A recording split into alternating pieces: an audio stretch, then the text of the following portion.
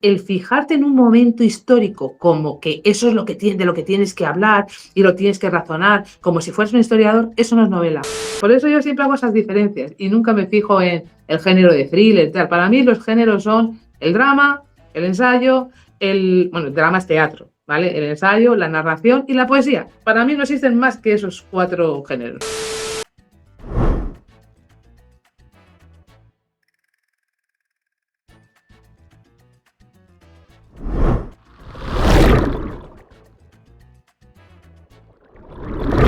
Bienvenidos, amantes de los libros y de la literatura. Soy Dulce López y hoy en Voz y Tinta, Recuncho de Literatura, tenemos con nosotros a Miriam García Carromero. Es escritora cuya obra explora la memoria, el territorio y la herida histórica desde una mirada profundamente literaria y humana. Hoy hablaremos también de su última obra, El río delator, que nos lleva al Chile del 11 de septiembre de 1973 a través de una historia diferente marcada por la maternidad, la feminidad y la memoria emocional. También hablaremos con ella sobre literatura, memoria y sobre la necesidad de contar el pasado desde la belleza y no solo desde lo más cruel o lo más crudo. Así que nada, Miriam, bienvenida, ¿qué tal?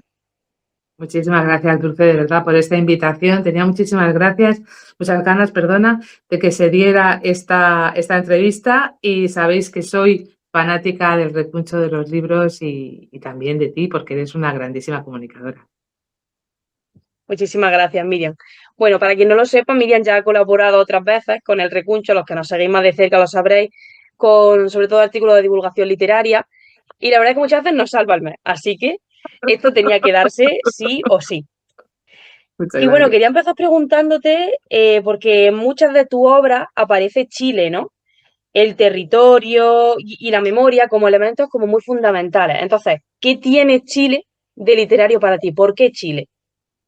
Chile, porque es el territorio donde he habitado los últimos 15 años, ¿vale? Eso yo creo que te hace cambiar completamente la perspectiva. Segundo, el territorio chileno es alucinante, o sea, estás hablando de un territorio de la misma dimensión que España, estamos muy parejos, en cuanto kilómetros cuadrados, pero largo, 5.000 kilómetros de largo. ¿Y qué significa eso? Diferentes territorios, diferentes climas, diferentes condiciones. Eso hace que sea muy interesante. Pero luego también lo que ocurrió es que cuando me puse a escribir, lo primero que me publicaron fue de Chile, no sé por qué. Entonces yo iba a hablar simplemente de cocina chilena, bueno, en general de cocina, pero sobre todo del cambio que se produce cuando vives en otro país y me salió una novela chilena. Y a partir de ahí, pues ya todo lo demás vino corridito. Vino todo rodado. Bueno, además la información que me pasaste y lo que he leído un poco de ti y demás, tú has dicho que como que no te interesa la denuncia descarnada, sino que lo que te interesa a ti es revivir el pasado a través de los personajes. ¿Qué crees que puede hacer la literatura que no consiguen a lo mejor los discursos históricos o políticos? Bueno, es que yo creo que son planos diferentes, completamente, y la gente tiende a confundirlos, sobre todo ahora que se habla de novela histórica, ¿no? Novela política, de denuncia, todo ese tipo de cosas. La novela, y ahí voy a hacer caso a mi prologuista, y voy a hacer caso, que ella dice que soy muy orteguiana, la novela la construyen los personajes, ¿entendéis? Como la construimos en la vida la construimos los personajes que somos los seres humanos. Entonces, el fijarte en un momento histórico como que eso es lo que de lo que tienes que hablar y lo tienes que razonar, como si fueras un historiador, eso no es novela, eso es historiografía y estás absolutamente equivocado. El querer convertir a la novela en una denuncia tampoco es novela, eso es política. Lo que hablamos los narradores, lo que hablamos es de los personajes, de cómo los personajes transitan a lo largo de esa historia y la convierte en una trama emocional unas veces y otras veces a lo mejor son de denuncia, no te digo yo que no haya de eso. Otras veces usan el humor, otras veces usan, digamos, el espacio temporal que se les da, pero son los personajes los que mandan. Intentar confundir una cosa con otra es hacerle un flaco favor a la literatura. Y por eso a veces, cuando leemos un texto, decimos, tiene poco valor literario. ¿Por qué? Porque ha caído en esas otras cosas, no ha caído en realmente en el uso de la palabra, en reverdecer esa palabra que es la que nos hace comunicarnos de una manera diferente a través de la narración. Por eso a mí me gusta la novela, no me gusta la denuncia. A lo mejor denuncio, que no te digo yo que no, pero que me sale sin querer. porque eso Sí, totalmente. sería ensayo a lo mejor, ¿entendéis? Por eso yo siempre hago esas diferencias y nunca me fijo en el género de thriller, tal. Para mí los géneros son el drama, el ensayo, bueno, el drama es teatro, ¿vale? El ensayo, la narración y la poesía. Para mí no existen más que esos 4 géneros. Lo demás lo hacemos los escritores como buenamente podemos. Sí, totalmente. Además, también ahora estamos, yo creo, en una sociedad que quiere etiquetar todo, porque a los que publicamos, yo creo que nos pasa, ¿no? Cuando te dicen, bueno, pero tú qué escribes, escribes romance, escribes novela negra, escribes, y a lo mejor tú en tu novela tiene varias cosas, ¿no? Entonces, encasillarlo solo en uno, muchas veces es muy difícil. Yo creo que por ahí también un poco, Nos muchas veces cuesta. la liamos. Claro, porque te cortas ya te pones un patrón. Yo siempre digo que escribo novela, no escribo otra cosa más que novela. Entonces, bueno, pues cada uno que le ponga la etiqueta cuando lo lea que le considere más oportuna. Totalmente. Bueno, y ahora que estamos hablando de escritura, tu escritura tiene como cierto tono lírico, según me has contado tú, incluso cuando abordas temas a lo mejor más dolorosos, más escabrosos. ¿Tú crees que la belleza también puede ser una forma de resistencia? Sí, yo creo que la belleza es la verdadera resistencia, te lo digo de verdad. Yo cuando empecé a escribir, todo el mundo me decía eso, dice, escribes muy bonito. Vale, pues escribo bonito. La verdad es que no tenía ninguna técnica de escritura narrativa ni de nada, ¿no? Escribía realmente lo que sentía y ya está, ¿no? Pero sí que es verdad que la belleza tiene una manera de anteponerse a la realidad de una manera muchísimo más belicosa, de verdad, que la denuncia y que todo ese tipo de cosas. O sea, en un momento difícil, cuando tú contrastas ese momento difícil con la belleza de la palabra, es que se crea realmente un contraste muy importante. Por eso a veces también hay personas que me dicen, no entendemos todas las palabras que usas. Muchas son del lugar, o sea, no son palabras cultas. Es que también hay que saber que las novelas tienen un sustrato territorial, como tú has dicho al principio. Entonces, hay que usar la palabra que se usa allá para que se entienda, para que se compenetre con la tierra.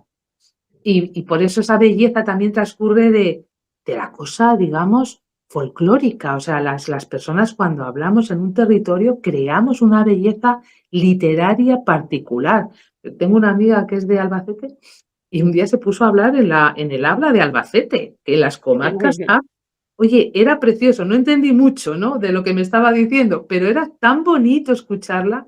Entonces, eso también, o sea, yo creo que la belleza digamos, esa manera de decir: "Mira, aquí estoy yo y puedes destruirme, pero lo mío no se va a destruir", porque es lo último que recordamos. Y por eso uso eso, que me ha salido sin querer, que no es que lo haya hecho queriendo. Sí, pero es parte de tu seña de escritora, digamos, y al final se refleja. También no sé si estarás de acuerdo conmigo que ahora la literatura que se hace ahora a nivel de lenguaje, ¿no? Ya que has comentado algo, como que hay gente que dice es que lo que se escribe ahora no es literatura, porque claro, lo comparan como con los grandes clásicos, ese lenguaje que se utilizaba antiguamente y demás, ¿no?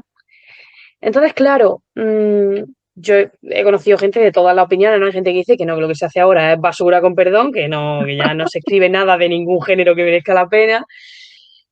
Pero yo considero que, yo por ejemplo que me gusta mucho escribir romance y leo muchos romances, yo sí he leído obras que yo digo, joder, esto, para mí la literatura es que tiene que removerte algo, ¿no? Si tú terminas de leer un libro y sientas que, sin más, para mí eso no es literatura, pero yo he leído libros actuales que a mí sí, yo lo he cerrado y digo, a mí esto me ha hecho polvo, me ha dejado destrozada, qué libro más bueno, esto sí es literatura. No sé si a ti te pasa un poco o tú eres de la opinión de ya lo que se hace ahora, no vamos a opinar. No, vamos a ver, yo creo que cada tiempo tiene su lugar. Vamos a ver, los clásicos son como los fundamentos, ¿no? O sea, te ayudan a entender estructura, a entender un montón de cosas, pero no podemos escribir como ellos, estaríamos locos. ¿Cómo vas a escribir ahora como Lope de Vega? Por favor, de verdad, te vuelves tonto, o como Tirso de Molina, o como, yo qué sé, o como Quevedo, que fíjate tú que el humor de Quevedo yo creo que es absolutamente transparente a los años, no se puede. Maravilloso. Yo creo que tienes que escribir en tu época y en tu lugar, eso es así. ¿Que ahora dicen que escribimos porquería? Es que hay mucho escritor y, bueno, pues supongo que en esta ley de masas que hay, pues habrá bueno, habrá malo y habrá, como decía mi Por madre, medio probabilidad. pensionista. Habrá de todo, habrá de todo. Pero no creo que sea malo para nada, o sea, para nada. Yo he leído a muchísimo autopublicado, he leído muchísima novela contemporánea de la que hay ahora, muchísima novela histórica que llaman, ¿no? También, por un poco para contrastar, y hay cosas muy buenas, porque va a ser todo mejor. O sea, esto de que el pasado todo fue mejor, yo no comulgo, y fíjate tú que ya tengo unos años, no comulgo para nada.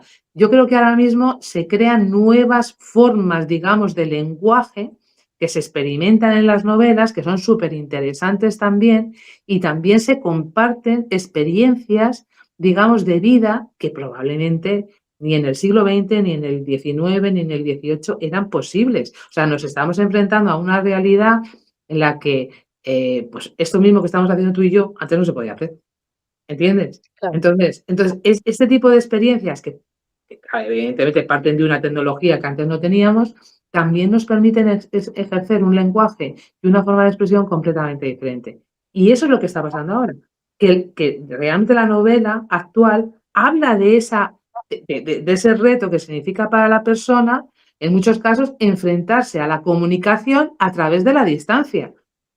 Porque parece que estamos las dos juntas y parece que nos podemos tocar, pero tú estás a 400 kilómetros de mí. Y eso sí que crea, ese extrañamiento, esa distancia, crea una literatura bastante interesante, como cualquier otra fórmula del día a día de hoy, que es distinto. Entonces, el lenguaje de hoy no puede ser el lenguaje que tienen los clásicos, de ninguna de las maneras. Hace poco, una profesora de historia en Chile me comentaba eso, que cómo es con la araucana, ¿no? Que el lenguaje que se usaba tan florido y tan naif. Digo, pero es que eso era así porque estábamos en el Renacimiento. O sea, no es porque fuera España, es que en el Renacimiento la gente escribía así. Digo, Sí, entonces, esa forma naif de tratar, pues están hablando de una guerra y de que están destripando a uno y parece que es un cuento de niños, ¿entiendes? Era su forma de expresarse. Ahora nosotros tenemos nuestra forma de expresarnos, pero que hay gente buenísima, que ha salido como cucarachillas claro, gracias a las redes sociales muchas veces, pero muy bueno. sí, No tiene por qué ser malo lo que sale de la red social tampoco. totalmente. Y la última pregunta en esta línea, y ya me adentro con El río delator, que es nuestro principal objetivo, ¿no? Bueno, ahora está, no sé cómo estarás de puesta quizás en los libros así juveniles que lo están petando ahora o las series y demás, pero hay una saga de libros que son 4, creo que son, que Prime Video ha hecho una adaptación ahora, que la verdad es que lo está petando, está todo el mundo enganchado. Sí, sí, sí, Prime es ahora la chica en TikTok y en Instagram lo llaman el amigo de las book girls, de las chicas de los libros, ¿no? Qué bueno. Em, sí, sí, sí. Y quería preguntarte, porque como nos hemos metido un poquito con redes sociales y demás, creo que a la gente le parecerá interesante, también por la diferencia de edad, de generación, ¿sabes tu opinión? Bueno, han adaptado, cada temporada va a ser un libro. La serie se llama Off Campus, para la gente que lo vea y la esté viendo, que sepa de lo que estamos hablando. Bueno, son jugadores de hockey y tal, ¿no? Y cada libro es como centrado en una pareja del grupo, digamos, ¿no? Son chicos que están en la universidad y demás. Y una cosa que a la gente le está gustando mucho es que, al parecer, esto ya salió en los libros y en la serie se ha reflejado, es, por ejemplo, en una de las escenas, el chico y la chica están compartiendo habitación y se dan las buenas noches, pero se ponen a hacer scroll en el móvil, a ver vídeos de TikTok, de Instagram y se los están compartiendo, ¿no? Y también tiene mucha presencia el tema, por ejemplo, de las redes sociales, ¿no? Bueno, ellos hacen como un pacto, ¿no? Él la ayuda a ella a ganarse a un chico que ella le gusta y ella le ayuda a él a pasar un examen que necesita, ¿no? Entonces el pacto es que él se hace pasar por la pareja de ella para ponérselo al otro, en fin. Los dramas sí que nos gustan, ¿no? Y claro, el chico le insiste mucho, dice, tiene que parecer real porque todo lo que publica otro personaje en redes sociales es lo que aquí se considera como real. Si Jules, que es la chica de las redes sociales, no nos sube porque ella crea que somos pareja real, esto no va a colar, ¿no? Como que se le da mucha importancia al tema de lo que se sube, lo que se publica, lo que los demás van a ver, como que estamos, que al final es la realidad. O sea, somos así, es que la sociedad ahora es así. Si no está en internet, parece que no existe, ¿no? Entonces, ¿qué te parece a ti que en la literatura aparezcan este tipo de cosas? Porque ya lo he visto más veces, lo he visto en otras novelas que yo he leído que aparecen, me ha dado follow, incluso yo misma me he dado cuenta que con lo que estoy escribiendo ahora lo uso, digo, se stalkean en redes sociales, se busca, no sé qué.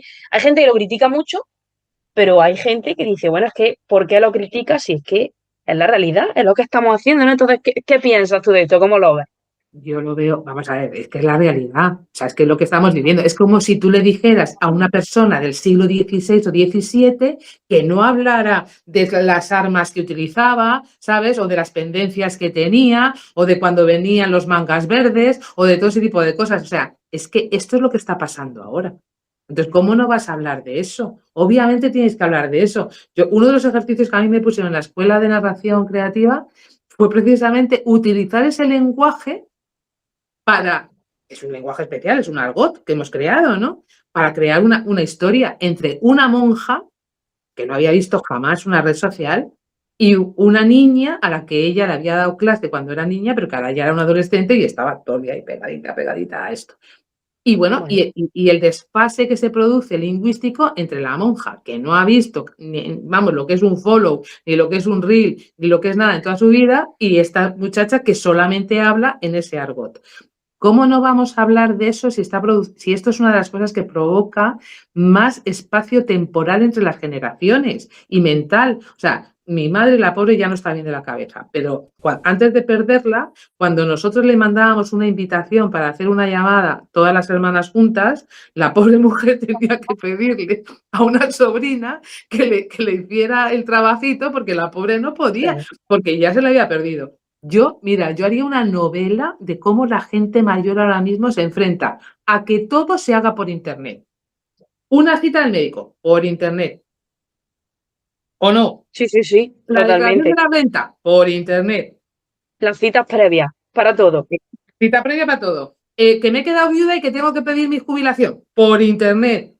¿Cómo lo hacen? O sea, ¿cómo esa gente hace eso? Me parece increíble. ¿Cómo no vamos a hablar de eso si es lo que nos está creando realmente que la sociedad tenga, vamos, las generaciones, no ya de mi edad, pero vamos, incluso más jóvenes que digan, ¿en qué están invirtiendo el tiempo nuestros hijos? Porque eso es otra cosa. Yo me acuerdo cuando mis hijos eran pequeños de quitarles el móvil, la Play, el no sé qué. Es que ahora tendría que ser, yo qué sé, tendría que ser un policía para que las pobres criaturas no tuvieran móvil o no se pegaran a los juegos que hay a través de Internet. O sea, estamos en esta sociedad con este reto y obviamente eso, vamos, que lo lleven a una serie me parece fantástico. No la he visto, pero me parece maravilloso. Siempre me gusta mucho que los libros se lleven al cine o a las series, porque le da otra visión. Pero en este caso me parece súper necesario. O sea, vamos a ver, es que es el siglo XXI, es que nos recordarán por esto. No sé, como Sí, son 100 años, al final a lo mejor nos recuerdan por otra cosa, pero ahora mismo por esto. sí, pero totalmente. Al final yo estoy de acuerdo contigo. Creo que es que la literatura siempre refleja la sociedad de su tiempo, ¿no? Entonces, no puedes negar algo que es evidente. La gente dice, ya no se escribe en cartas. No. Entonces tú no No, puedes pretender que en la novela, a lo mejor como esto es súper romántico y tal, pues sí, pero que lo normal no va a ser que los protagonistas hablen por cartas. O lo justifica muy bien, o nadie se lo va a creer, porque la no. sociedad ya no es así. Es que o creas un personaje artificial que tiene ese toque o llámalo X y entonces escribe cartas, pero lo normal hoy en día es que la gente pues, se comunica con el WhatsApp todo el día e incluso se dejan con el WhatsApp. Totalmente. Sí, sí, sí, Es sí. así, es así. Bueno, cerrando ese pequeño paréntesis, que nos hemos metido un poquito en todo, vamos con El río de la Tor, que no es lo que hay por ahí, si lo quieres enseñar para que vean Ah, la sí. portada. Sí, mira, El Río de la Tor lo ha publicado la Ediciones Hades. Ahora mismo creo que lo están presentando la editorial en distintos foros. Yo no he podido por esta situación que me ha pasado, así que estoy un poco cegata. Pero vamos, la semana que viene ya me pongo otra vez las pilas. No es el último libro que he escrito, no es el último, pero sí es el último que he publicado. Estas cosas pasan, o sea, tú escribes y en un momento determinado publicas o no. Estas cosas, de hecho, hay libros que tienen más años y siguen ahí en mi ordenador esperando el momento de ser publicado. Pero sí que me hacía mucha ilusión publicarle. Sí, me hacía mucha. O sea, reconozco, de hecho, el otro día cuando lo mandé a mis amigos en Chile, me decían, madre mía, por fin lo has publicado, mira que has tenido dudas. Bueno, pues ya está ahí. Porque claro, los chilenos fueron los primeros que supieron de la asistencia, porque les hice entrevistas a todos, a todos mis amigos de ese periodo del que habla el libro. Y claro, muchos lo habían vivido, ¿sabes? Porque hay gente bastante mayor que conozco y entonces lo había vivido. Y claro, les hacía mucha ilusión ver el libro finalmente hecho papel. Hecho papel.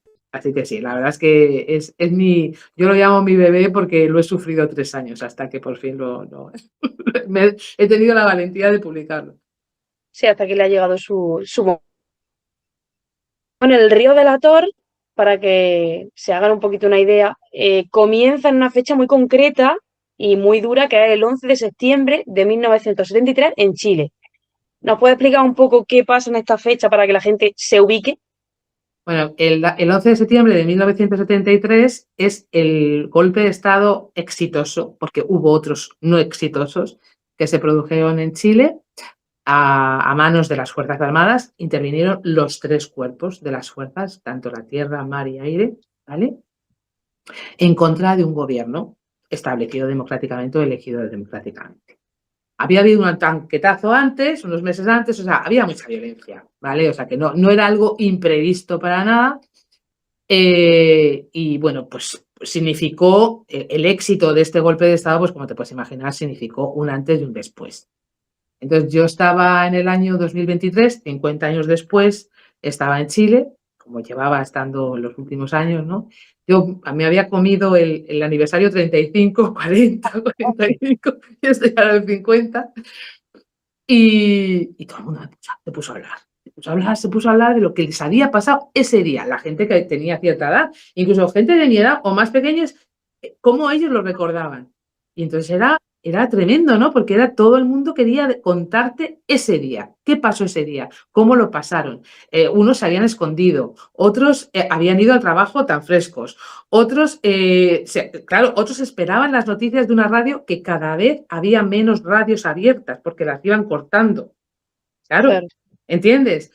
Otros habían salido al hablar con los vecinos a ver qué sabían ellos de sus familiares, de eso no sé qué. Era una conmoción tremenda, pero no era un día puntual, porque ya te digo que la violencia y la conmoción llevaba muchísimo tiempo, pero era como decir, ha pasado. Lo que todo el mundo teníamos ha pasado.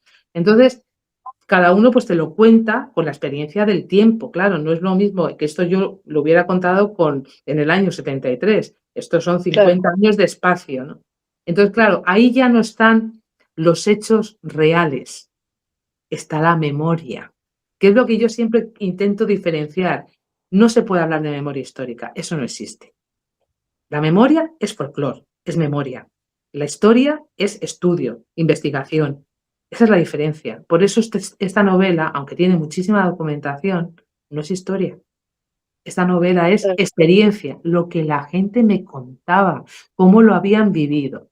Y de todas esas aventuras que me cuentan, me hablan de una madre. Y esa madre, una madre del extracto medio alto de la sociedad chilena, pierde completamente la cabeza por algo que ocurre el día 11 de septiembre del año 1973. Y, y a raíz de esa historia, digamos, un poco rocambolesca de este personaje, yo creo a otra madre, que es Cuca, que es la protagonista, ¿entendéis? Pero todo viene porque la gente estaba deseosa. Mira que ya te digo, ya había pasado 3 aniversarios anteriores importantes, pero la gente no había estado tan comunicativa. En ese sí, en ese la gente estuvo muy, muy comunicativa. Y bueno, pues gracias a eso surgió el Río de la Tor. Gracias a la ayuda de mucha gente que me contó lo que ellos habían experimentado. Yo no lo pude experimentar porque yo no estaba allí. Sí, tú has recogido la información y la has utilizado. Bueno, frente a muchas narraciones sobre dictadura o violencia política, que estamos bastante acostumbrados, porque es un tema como muy morboso y a la gente le gusta, tú como que has elegido una mirada diferente, más íntima, más emocional, quizá ligada, como ya has comentado, al tema de la maternidad, a la figura femenina. ¿Por qué has decidido enfocar la novela desde ahí y no desde otro punto? Mira, esa pregunta me la hizo la prologuista. La prologuista de este libro es una escritora muy conocida, Antonieta García de León, y ella quería saber por eso, por qué había elegido la figura femenina y por qué me había alejado pues, de todos los detalles escabrosos, porque desafortunadamente los detalles en una dictadura suelen ser escabrosos, ¿no?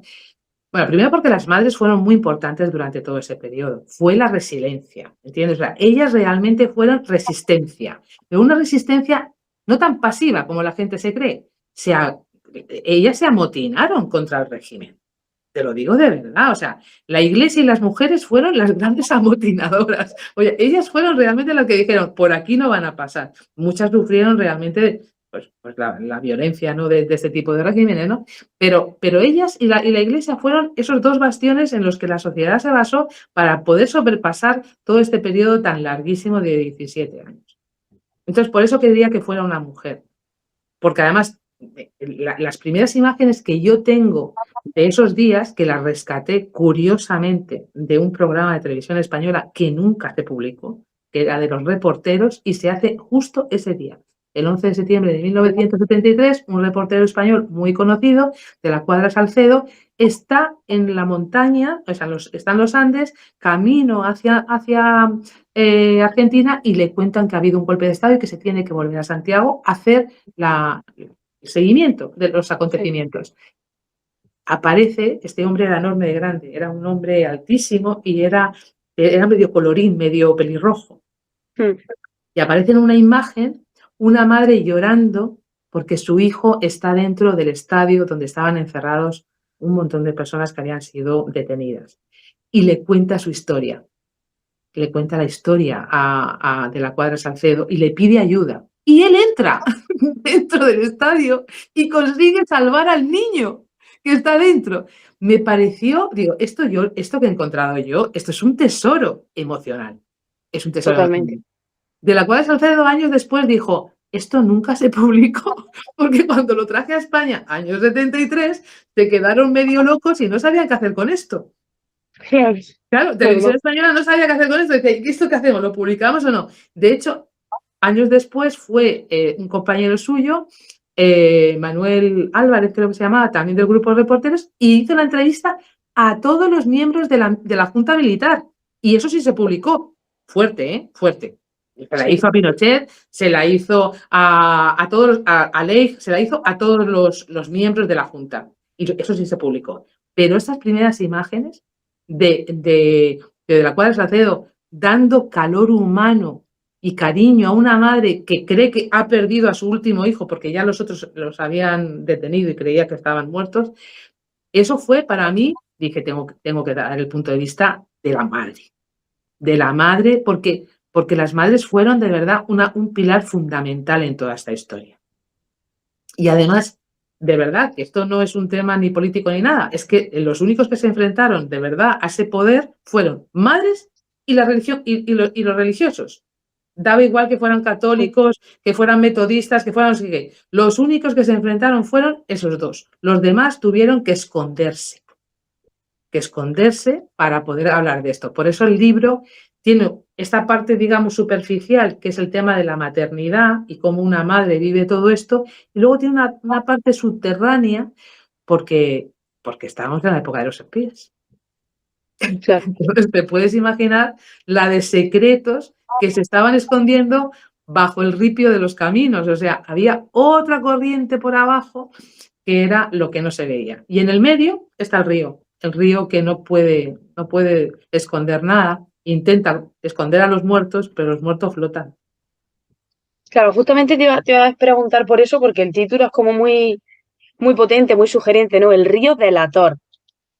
¿Qué dirías tú que simboliza ese río del que estamos hablando dentro de la novela? Porque claro, nos está hablando de esa madre que cree que ha perdido a su hijo, también de temas de espías, entonces, ¿qué es ese río? El río es un símbolo. Primero, para cualquiera que vaya a Santiago de Chile, se da cuenta de que el río de Santiago no es el Sena. O sea, le pasa como a los madrileños. Tiene un río, pues de estos, un río riachuelo, ¿no? O sea, el Mapocho, que es como se llama el río de Chile, de Santiago, perdona, y el Manzanares son primos hermanos. Son ríos enanitos, ¿no? Además no son ríos, son afluentes, son tributarios, en realidad, ¿vale? El río que desemboca en el mar es otro. En el caso de Chile es el Maipo, y en el caso de España, pues es el Tajo, ¿no? O sea, que no tiene nada que ver. Son ríos chiquitos que, por lo que sea, son los ríos de una gran ciudad. ¿no? En este caso, Santiago de Chile. Y ese río vivió una experiencia brutal, porque para que la gente, digamos, para controlar con el pánico a la población, por la mañana aparecían muertos en el Mapocho. Bastante de seguido, ¿vale? Entonces los ponían en un puente, les pegaban un tiro y se caían en el río, y el río los llevaba y la gente los veía y era como un aviso: cuidadito que si te pasas, pues te va a pasar lo que le ha pasado a este, que está ahí flotando. Y por eso la imagen del río es tan poderosa. O sea, cualquier santiaguino sabe lo que significa el río, porque ese río llevaba muerte, ¿entiendes? Pero también es porque está entre la capa que te estoy diciendo yo, entre la capa humana Sí. de las madres, de esa posición, que lo hicieron además sin ningún tipo, porque además es que es una posición, como ellas decían, de guerra de corta distancia. Su guerra era de recuperar a sus hijos, no había ideología, no había nada, que me den lo mío, que es mi hijo, ¿entiendes lo que te quiero decir? Claro. Y esa otra cosa más subterránea, muchísimo más política, muchísimo más de geopolítica, más que política, de geopolítica, porque, claro, Chile había sido ya, mucha gente no lo sabe, pero en los años 30 Chile fue una dictadura comunista durante unos años. O sea que de aquellos lodos, ¿entiendes? Hay mucha cosa que va después. Sí. Entonces, claro, esa geopolítica que está tan metida en Chile, que hay muchísimos espías de los dos bandos, etcétera, etcétera, todo eso es otra parte que está por debajo del río. Yo quería enseñar las tres capas: la humanidad, el miedo, que es el río, porque el miedo Sí. delata, y luego esa oscuridad que está debajo de la tierra, que es realmente todo lo que ocurrió, que ahora pues están publicando los papeles de la CIA y todo eso. Pero claro, me encantaría conocer no los papeles solo de la CIA, los papeles del gobierno, los papeles del otro lado, de la Claro. KGB, porque ahí había muchísimo que cortar. Lo único que hemos visto son parte de los papeles de la CIA, que además están tachaditos en muchos casos, y entonces, Sí. claro, pero bueno, la gente, ya sabes, con eso te da mucha más para escribir, porque como no te lo Sí, cuentan claro. todo, pues ahí es más divertido. El resto lo rellenamos nosotros, Lo sí. rellenamos nosotros, eso es. Pues ese es el río, Y mi efectivamente. Mapocho. Bueno, muy interesante, una elección de título muy acertada y que tiene su simbolismo.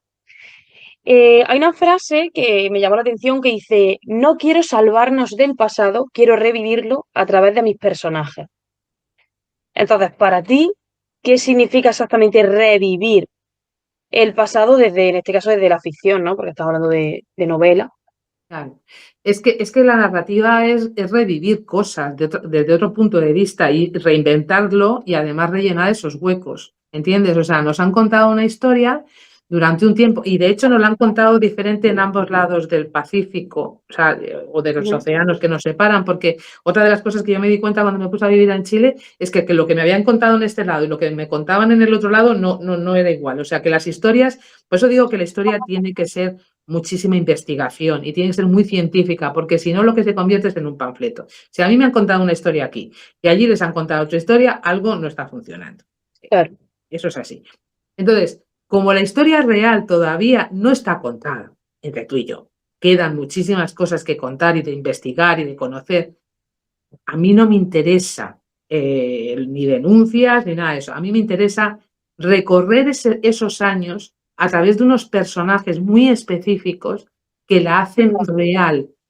¿Entiendes? O sea, Cuca Sí. es una mujer diferente. O sea, no es la típica dueña de casa, como dicen en Chile. Es una mujer moderna, es una mujer que vive en un barrio de nueva planta, como era Ñuñoa, pero que es una persona movida, que tiene su propio negocio, que es verdad que pertenece a una sociedad muy conservadora, pero que ella intenta salvarse sin digamos, sin ninguna intención, sino que lo hace porque cree que es su vida y que la tiene que vivir así, ¿entiendes? Sí. Es un personaje súper característico, es un personaje muy fuerte. Y alrededor de ella van creciendo otra serie de personajes que le dan ese color a la historia, a revivirla. Pues está su hijo, por ejemplo, que no puede estarse quieto frente a lo que está pasando, otro de sus hijos, porque ella, a pesar Sí. de que es hipermoderna, tiene 6 hijos. Claro, es que la sociedad en ese momento era así, ¿entiendes? Claro, sí. A través de un vecino que le vuelven loco las lolas es como se llama a las chicas jóvenes en Chile, a través de un, ¿cómo se llama esto? De un bartender porteño de Valparaíso, que es pues es súper específico y característico, ¿no?, del folclore chileno. A través de esos personajes vas construyendo ese relato que revive Sí, una historia, pero diferente, porque la vive desde la narrativa. O sea, ya te digo que yo no quiero salvar a nadie, yo no quiero decir quiénes fueron los buenos ni los malos. Yo lo que quiero es que esos personajes te cuenten a su manera qué pasó en su esos años. historia, Su claro. historia, claro, cómo ellos la vivieron, cómo ellos la experimentaron, qué es lo que les pasó por la cabeza, qué sentimientos tuvieron en ese momento, porque otra cosa, aunque sea un momento histórico o político o lo que sea, la gente tiene sentimientos y piensa y quiere y ama y odia y tiene miedo. ¿Entiendes? Entonces yo quería eso, nunca en todos los libros que he escrito sobre Chile o sobre cualquier otro sitio, no intento dar clases de historia. Intento que la gente, pues, descubra cosas y además que tengan curiosidad por descubrir más. Claro. Al No, principio el además libro tenía pie tenía notas sí, bibliográficas, pero las quité, las quité. Porque, claro, daba la imagen que era un ensayo, no que era una novela. claro. Claro, las quité todas, las quité todas. No, además lo que comentas del miedo, yo creo que al final eso también ayuda mucho al lector a empatizar, porque un personaje que no tiene miedo, que no tiene, porque bueno, inquietudes, sueños, sí, eso es más normal, pero un personaje que nunca tiene miedo, que siempre es perfecto, digamos, al final yo creo que al lector no le No, engancha, no porque le no lo ves engancha. real, no empatizas tampoco con la historia, con lo que ese personaje está sufriendo, porque al final los seres humanos que somos así, tenemos miedo, tenemos preocupaciones, si no es que no conectas, yo creo.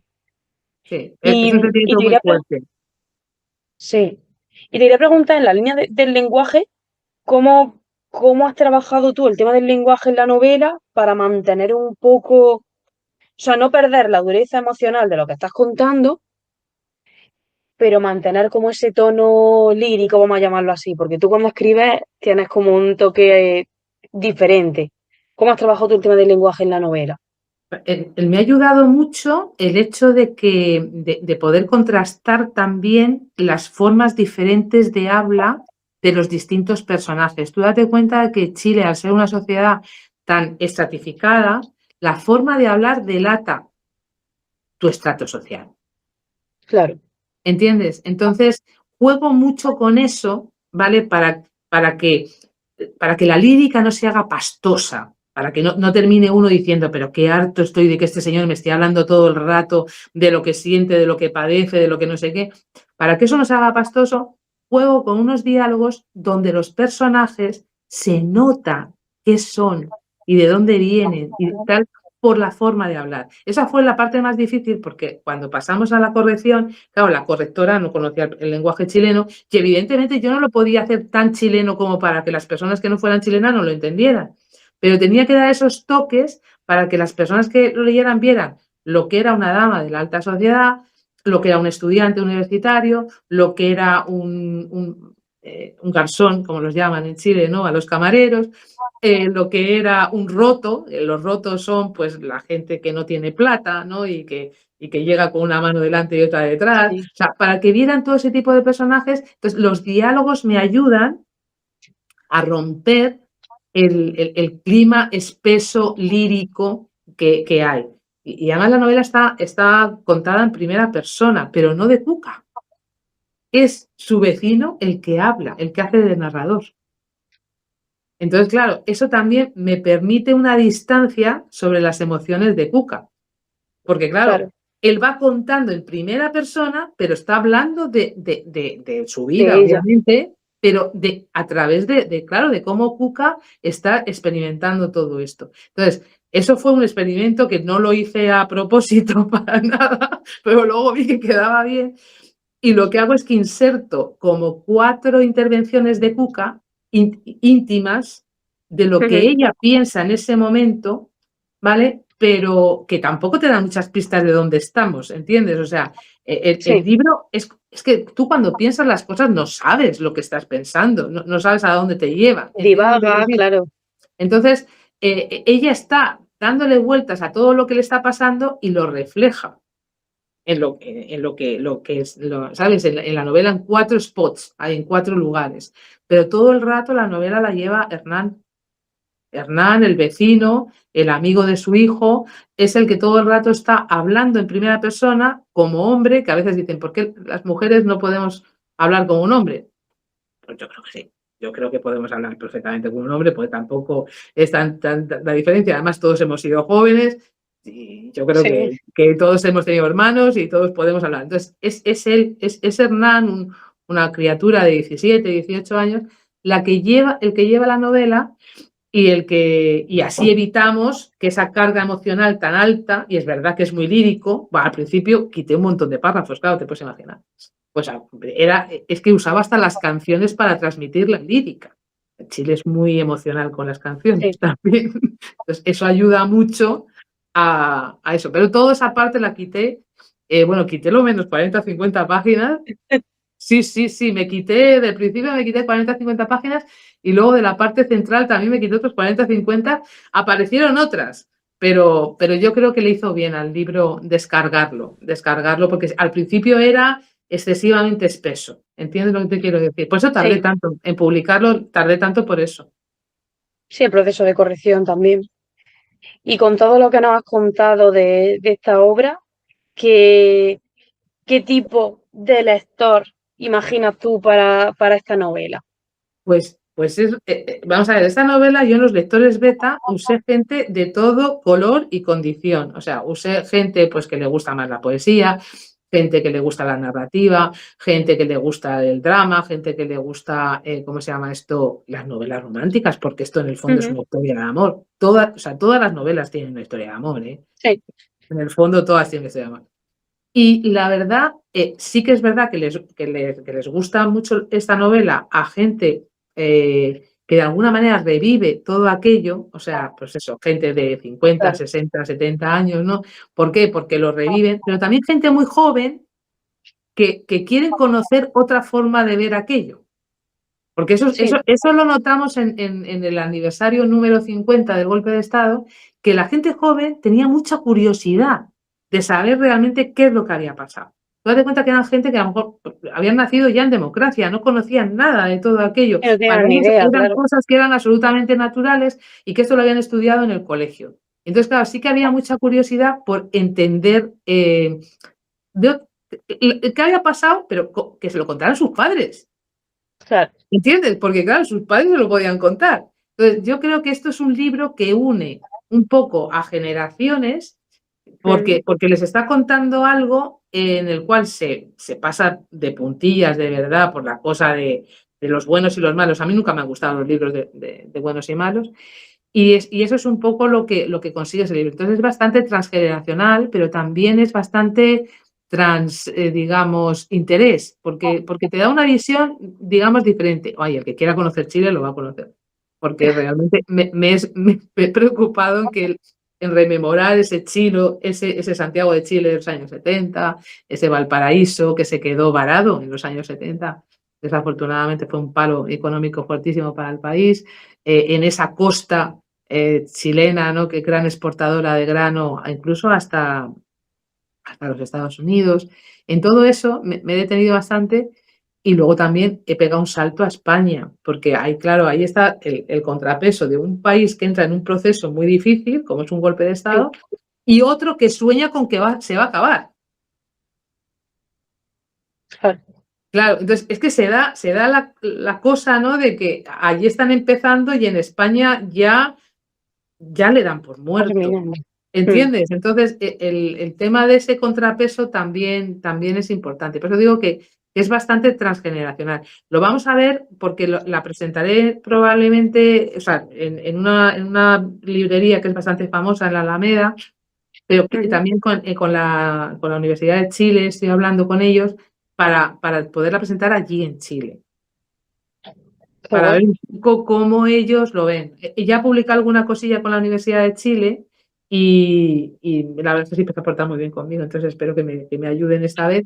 Y lo que más estoy intentando es que para poder hacer la presentación aquí en España en la embajada chilena. Eso me daría muchísima ilusión. Sería una pasada, sí. Sí, me daría mucha ilusión, porque la verdad es que ese libro, aquí en Madrid presentado en la embajada chilena, es como un punto de reconciliación, de verdad te Sí. lo digo.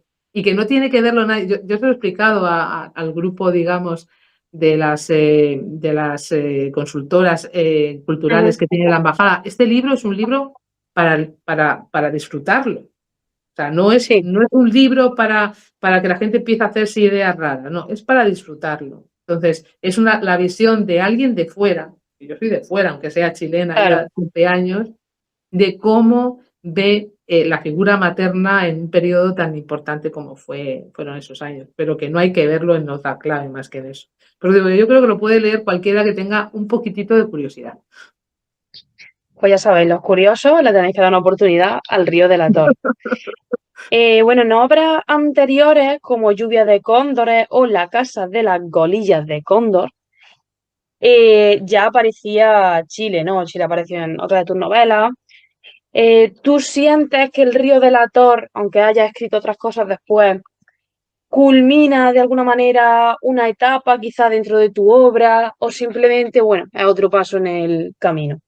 Me queda uno que lo estoy escribiendo este año, no es de Chile, pero es de los años 70 españoles, se llama La silla vacía y ahí es un reto y por eso me está costando tanto escribirlo, porque el narrador es Dios. Entonces sí, me está costando, Difícil. me está costando un poco, me está costando un poco. Yo creo que con eso cerraría este capítulo. Este capítulo de historia chilena del siglo XX se inicia por una preocupación mía completamente diferente a lo que la gente podría pensar. Se llama el periodo de la inflación crónica. Ese ¿Y eso qué? proceso de Chile se da desde el año 1945 a 1990 y se Mm. produce porque se le quita poder al Banco Central chileno para empezar un proceso digamos, de construcción de un nuevo Chile pues, con el tema, con el Corfo y con otro tipo de organizaciones que lo que intentaban era hacer un Chile más potente industrialmente hablando, ¿entiendes? Invierte mucha plata en todo eso después de la Guerra Mundial y eso provoca un periodo de inflación que no se acaba hasta que se le devuelven los poderes en 1990 al Banco Central de Chile. Y a mí realmente todo este rollo chileno me viene por una investigación Por eso. económica. A mí me viene por ahí. Y de hecho, lo primero que yo le presento a la Universidad de Chile, que tiene una web para que tú puedas presentar textos, tanto que sean Ujú. ¿cómo se llama? Ensayos o narración y demás, lo que le presento es un texto que se llama La inflación obesa. Y la inflación obesa, ¿por qué? Porque es uno de los grandes daños económicos, es la inflación. Sí, O sea, esa es la verdad, ¿no? Y que lo hicieron con toda la buena voluntad del mundo, ¿eh? Que lo hicieron para que el país creciera. Pero claro, si se hace mal, pues llegas a este tipo de se lía. fenómenos, ¿no? Entonces, todo el daño, todo el dolor que sufre Chile durante todos estos años, 45 años, es porque la gente no puede comprar. O sea, la gente trabaja y no puede comprar. Y no les da para que sus hijos coman. ¿Entiendes lo que te quiero decir? Claro. Es algo realmente dramático lo que significa la inflación. Entonces, claro, la Casa de las Golillas de Cóndor empieza la historia en los años 50, 60 Ujú. chilenos, ¿vale? Este es de los años 70 y el tercero, que es el que publiqué el año pasado, que es Lluvia de Cóndores, es justamente al final del periodo. Tiene su raíz en el año 1986, que es el año del golpe del atentado fallido a Pinochet, pero Sí. también cuando se decide que va a haber unas elecciones y en esas elecciones se va a decidir si se acaba o no se acaba la dictadura. Entonces, curiosamente, lo primero que se hace en democracia es darle poder de nuevo al Banco Central chileno. Entonces, por eso digo que sí que de alguna manera me cubre todo el espectro, pero me queda un detallito, Otro más. que que es la silla vacía que se produce en España y que tiene mucha relación con muchas cosas que pasaron en Chile. Y ahí, aquí acabaría lo que sería una tetralogía, por así decir, del Chile de la inflación crónica y ya me meteré en otras cosas que no quiero hacer. Algunas las tengo ya escritas, pero que todavía no, no se publican. Nos iremos a otros puertos. Claro. Em, bueno, además que quería preguntarte ya para cerrar un poco esta parte de la entrevista, que ya vamos hacia el final.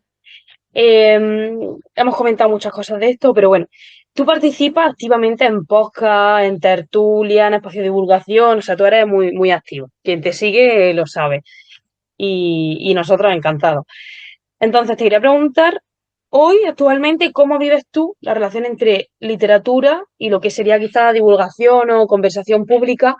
Porque es verdad que ahora, por ejemplo, ahora que están siendo las ferias del libro y demás, también se ve, ¿no?, que hay muchas presentaciones, muchas tertulias, llevan a diferentes autores para hablar de temas de literatura, ¿no? Y eso quizás es algo que antes no se hacía o no se hacía tanto o no se publicitaba tanto o se tenía un concepto quizás de que era más, muy culto, ¿no? Mucha ínfula y ahora es algo quizá más accesible para todo el mundo. Entonces, ¿cómo vives tú esa relación entre literatura y conversación pública? A mí me gusta, a mí me gusta. O sea, es verdad que antes la tertulia literaria era solamente una cuestión de élites. Eso era verdad, o sea, y de hecho todas las tertulias, digamos, históricas, que se dan en un montón, digamos, de espacios, como por ejemplo Café Gijón, pues estaban lideradas por literatos que a veces perdían la compostura y terminaban a balazos, ¿eh? O sea, que esto de la tertulia, digamos, del siglo XIX y XVIII y XX no era tan suavecita, o sea, No, se no, los caballeros se enfrentaban, pegaban, señores. sí, sí, se enfrentaban, se pegaban, se insultaban, o sea, esto ha sido, digamos, parte del escenario, pero era de élite, entre ellos, ¿entiendes lo de decir? Ahora la tertulia, digamos que ha bajado ese suflé, digamos, de hecho también el vocabulario ha bajado, y ahora son conversatorios que se producen en distintos medios, desde TikTok, que por lo visto hace unos Sí. lives impresionantes, ¿no? Se producen espacios, digamos, culturales, pero que viene gente de todo color. Nosotros nos movemos en la Casa de Castilla-La Mancha en Madrid, que es un espacio que está muy céntrico, al lado de la Puerta del Sol, y eso permite que mucha gente se acerque, porque está ahí, que está desde el metro y Claro. lo tienes al lado, ¿vale? También el tema de los podcasts es muy interesante porque te permite ya de una manera más cuidada trabajar ciertos temas y expresarlos en un medio que va enlatado y que luego la gente se lo puede escuchar cuando le da la gana, pero también hay otros espacios que se han abierto en todo tema de las bibliotecas. O sea, las bibliotecas ahora Sí. mismo son un fondo impresionante de gente que presenta elementos culturales y que no tienen por qué ser miembros de la RAE los que los están presentando, Ujú. ni escritores digamos, de alta alcurnia ni de nada por el estilo, ¿no? Y eso yo creo que socializa mucho el tema literario con la gente. ¿Por qué? Porque hay mucha gente no lee porque cree que el lenguaje que se va a utilizar es tan soberbio, y vamos a utilizar esa Sí. palabra, que les impide acceder a eso. Y mira que ha habido escritores a lo largo del siglo XX, del XIX y tal, que han intentado popularizar la literatura, ¿no? Pero Ujú. hay mucha gente que le tiene miedo. Cuando van a esos conversatorios, a esas presentaciones, pues mucha gente se siente a gusto y dice, no, si están hablando el mismo lenguaje que hablo yo. Claro. ¿Entiendes? Entonces lo acercas y lo aproximas. Y eso sí que me gusta. Me gusta mucho porque yo he sido profesora muchísimos años y ese tema me gusta. O sea, poder enseñar a la gente esa otra cara de los libros o de los autores. Ahora también hay una fiebre, ¿no?, de las biografías de los autores, que a veces Sí, te cae un poco en el cliché, pero bueno, ¿qué se le va a hacer? totalmente. Pues todo eso hace que la gente empiece a ver la literatura como algo más accesible. Y a mí me gusta eso, porque de verdad que yo creo que leer es una de las cosas más maravillosas que hay. Yo tengo 2 hijos y los 2 han sido unos grandes lectores de niños, luego pasaron una época que no leyeron nada y ahora me roban los libros, o sea, que vuelven a leer. Esto es así, esto va por épocas, pero si no les dejas eso a tus hijos, las ganas de leer, yo creo que es la mejor, digamos, herencia que les puedes dejar, la curiosidad y las ganas de leer. Y esos conversatorios sirven para eso, para que gente de todo color, pelaje y condición, pues hablemos de algo tan humano como es escribir. Totalmente, totalmente de acuerdo contigo. Además, Eso yo creo que es una forma muy bonita de acercar a la literatura a la gente y de invitarles, ¿no? Además hay una frase que me gusta mucho, que siempre la digo, que es que quien no lee vive una vida, ¿no? Pero el lector vive todas las vidas que sea capaz de leer, ¿no? Entonces creo que al final eso es un regalo que mucha gente no aprovecha por un motivo u otro, ¿no? Pero ya es verdad que también con el Kindle, los libros digitales, TikTok, Instagram, que también ahora la literatura está pegando un boom. Hay muchísima Sí. gente que antes no leía que ahora lee. Yo creo que también eso está ayudando a que la gente se acerque y le den una oportunidad a la literatura. También porque creo que los escritores ahora son más cercanos también con el tema de las redes sociales que hemos comentado, ¿no? Porque claro, tú antes no veías ese proceso. Yo ahora, por ejemplo, por poner un ejemplo mejor de un autor un poco más conocido, yo sigo a Santiago Posteguillo en Instagram y yo me río mucho con él, me río mucho con él porque claro, sube no sé, en Turquía documentándome para novelas de tal que yo siempre pienso, digo, bueno, documentándote, te estás pegando un pedazo de viaje, tío, y aparte te estás documentando, ¿no?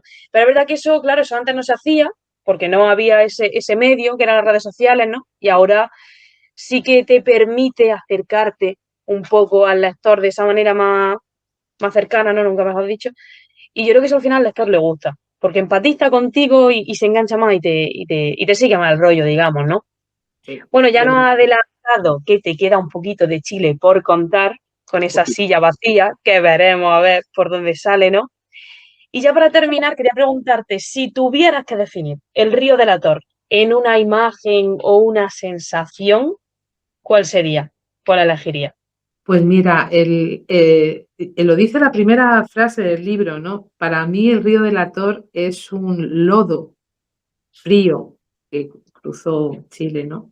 Pero es un lodo frío que las madres calentaron. Es lodo. Fue un tremendo lodo lo que ocurrió en aquella época, pero las madres fueron capaces de convertir ese lodo al final en vida. Entonces, por eso puse la imagen del río, porque es que el río es vida en el fondo, es la esperanza de que la vida al final existe. Y en un escrito que le hice a la Universidad de Chile, yo le explicaba que para mí, cuando fue el Día de la Madre, que ya sabéis que es en fecha diferente en España y en Chile, Sí, yo lo celebré con el río de la Tor porque creo que es un homenaje a las madres. Las madres que siempre sienten ese clic de si tu retoño está o no está. Las madres somos como unas radios que estamos siempre escuchando el clic de nuestras criaturas. Y por eso Cuca, que es una mujer muy intuitiva, tiene ese clic tan abierto y sabe si sus retoños están o no están vivos. ¿Entiendes? Entonces, por eso digo que es lodo, pero puede ser un lodo frío o puede ser un lodo calentado por las madres. qué bonita reflexión, Miriam. Sí, yo siempre digo, mi amigo se ríe, pero es verdad, yo siempre digo, las madres saben cosas. Y es que así, es que las madres saben, siempre, a mí me da mucho coraje porque muchas veces pienso, mi madre es que lleva razón, siempre. Y bueno, una pregunta que hacemos siempre a todos los invitados al final, ¿quién te gustaría que fuera uno de nuestros próximos entrevistados? ¿Nos puedes dar una persona concreta o un perfil, por ejemplo? Pues quiero que traiga un ensayista o un novelista o alguien en concreto. Bueno, la verdad es que, claro, ahora conozco a muchísima gente que no conocía antes, ¿no? Entonces, claro, voy conociendo perfiles de escritores que son diferentes y que tienen una voz muy propia, muy propia. Me cuesta muchísimo dar un nombre, me cuesta muchísimo y además porque si doy uno, hay una compañera o compañero al que no le estoy nombrando. Pero teniendo en cuenta que ahora se habla de mucho novela de thriller, ¿no? Y que el thriller está Ujú. tomando una fuerza diferente, yo la verdad que soy fanática del thriller francés, soy un poco loca, pero bueno, del cine francés y americano, pero también del español, pero sí que me gustaría que invitarais a una escritora además, no escritor de thriller, porque no sé por qué siempre se relaciona el thriller con la cosa masculina, y en cambio los hay, Sí. las mujeres son realmente buenísimas en el thriller, somos más malas, ¿eh? Somos más retorcidillas. Entonces me gustaría Sí, que invitarais a alguien de thriller pero femenino, una figura femenina. vale, una autora de thriller. Pues nada, tomamos nota. Y bueno, para la gente que no ha visto y escuchado hasta el final y no ha aguantado nuestros rollos literarios, ¿dónde pueden encontrar El Río del Ator y el resto de tu obra? Casi toda mi obra, menos el Lautaro se viste de chef, se puede encontrar en Amazon, incluyendo el Río de la Tor. El Río de la Tor, además de encontrarlo en Amazon, lo encuentras en Ediciones Hades, ¿vale? O sea, que ahí te Vale. metes en la web, buscas autores, no, buscas libros, me parece que es, y pones el Río de la Tor y te sale. Pero en los dos sitios lo vas a poder encontrar. Que no encontráis algún libro o lo que sea, por MD a través de mi Instagram, que es muy fácil, las 3 primeras letras de mi nombre de pila, MYR, Mir, y mi apellido el segundo, que como no lo tiene nadie, pues es más difícil de olvidar. Carro Mero, carro de bueyes y mero de pescado. O sea, Mir Carro Mero, ahí si me mandáis por MD, yo os mando, si no lo encontraréis los libros, no hay ningún problema. Pero es verdad que los tengo todos en Amazon, excepto mi pobre Lautaro se viste de chef, que a ver si algún día lo subimos a Amazon. Aunque ese a lo mejor lo subimos de otra forma, porque ese libro sí que es una trilogía y no es tan actual, para que nos entendamos. O Vale. sea, habla de mucho tiempo atrás, habla del siglo XVI, que el Renacimiento es una etapa fantástica, ¿no? Dentro de la historia del mundo, aunque nos llamen eurocentristas, pero bueno, el Renacimiento Pero, fue europeo, ¿qué se le va a hacer? pues nada, hasta aquí llegó la entrevista. Muchísimas gracias, Miriam, por tu tiempo. Ha sido un placer conversar contigo, porque bueno, se nos han quedado seguramente muchas cosas sin Ah, tratar, pero sí. bueno, el formato es el que es y lo hemos ido enrollando, hemos tocado de todo un poco, yo creo. Espero que te haya gustado. Y nada, para nuestros oyentes y la gente que nos ha visto, pues os dejaremos en la caja de descripción del vídeo tanto las redes sociales de Miriam como los enlaces de Amazon para que encontréis fácilmente sus novelas. Cualquier cosita tenéis los comentarios. Si no nos sigue, síguenos, porque no sé a qué esperas, la verdad, Eso digo yo. efectivamente. Recordad que en Instagram y TikTok nos podéis encontrar como Recuncho de Literatura. Dejaremos también las redes sociales de Miriam. Y nada, nos vemos en el siguiente. Muchísimas gracias, Miriam, por todo, por este ratito tan bueno. Muchas gracias, Dulce, de verdad, y muchos éxitos para el repuncho, os lo merecéis. Un abrazo muy fuerte. Muchas gracias.